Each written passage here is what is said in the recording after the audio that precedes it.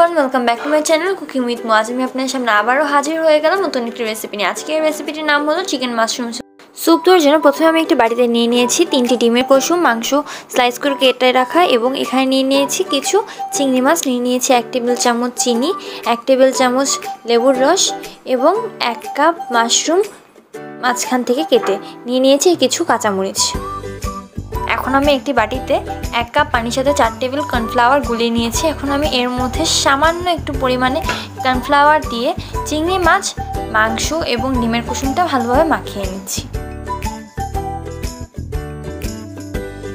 এখন আমি এর মধ্যে দিয়ে দিচ্ছি সামান্য পরিমাণে লবণ।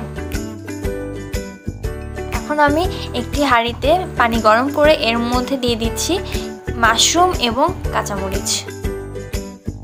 আপনারা অবশ্য খেয়াল করে থাকবেন যে এখানে কিন্তু আমার পানির রংটা একটু কালো ছিল, এর কারণ ছিল আমি এই পানিতে কিন্তু মুরগির 2-3 টুকরো হাড়কে ছেঁচে সেদ্ধ করে নিয়েছিলাম।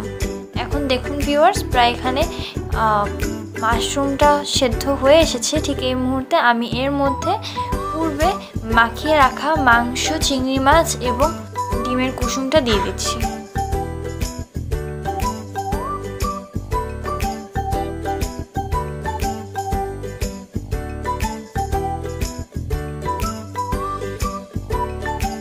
আমি দিয়ে এগুলো একটু একটু করে নাড়িয়ে নিচ্ছি।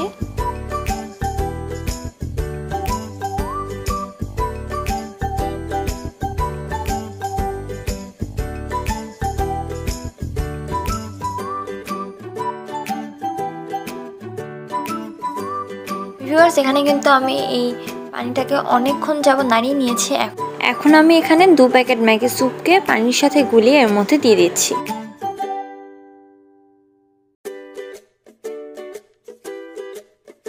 এখন আমি এর মধ্যে 1 টেবিল চামচ লেবুর রস দিয়ে আবারও নাড়িয়ে নিচ্ছি।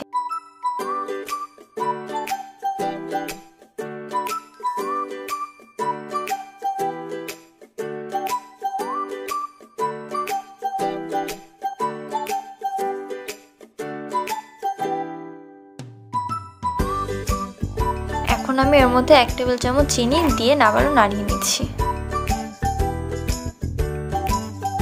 আমি এর মধ্যে দিয়ে দিয়েছি 1 টেবিল চামচ চিলি সস,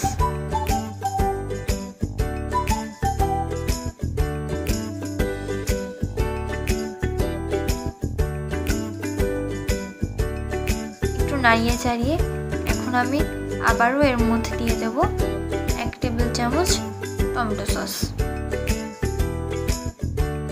এখানে কিন্তু স্যুপটা প্রায় হয়ে এসেছে। এই পর্যায়ে আমি এর মধ্যে পূর্বে গুলিয়ে রাখা কর্নফ্লাওয়ারটা দিয়ে দিচ্ছি।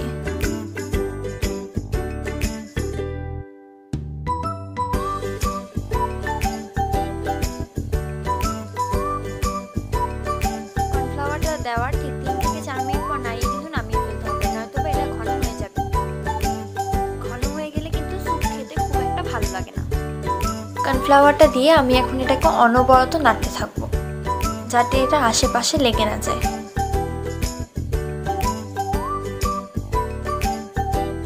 এখন আমি এর মধ্যে 1/2 টিস্পুন সাদা গোলমরিচের গুঁড়া দিয়ে আবার নাড়িয়ে নিচ্ছি।